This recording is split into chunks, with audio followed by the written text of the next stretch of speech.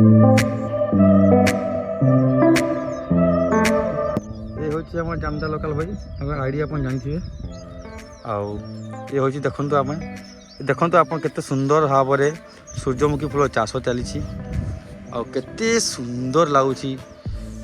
देखु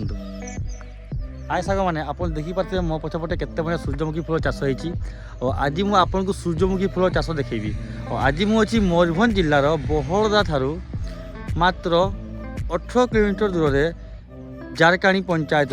जारकाणी गाँव में तार ब्लॉक हूँ जामदा तो आप देखिपे मो पछपटे केते सुंदर भाव में सूर्यमुखी फूल चाष होती देखो केते सुंदर भाव में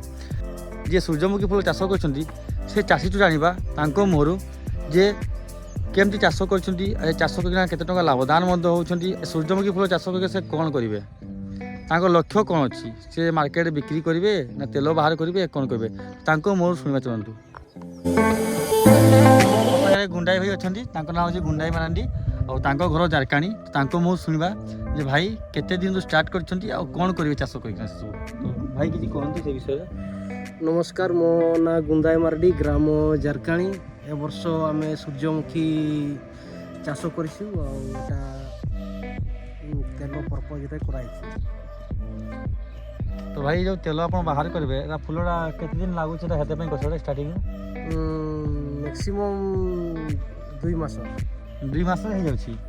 तेल बाहर आप निजे खायापी कर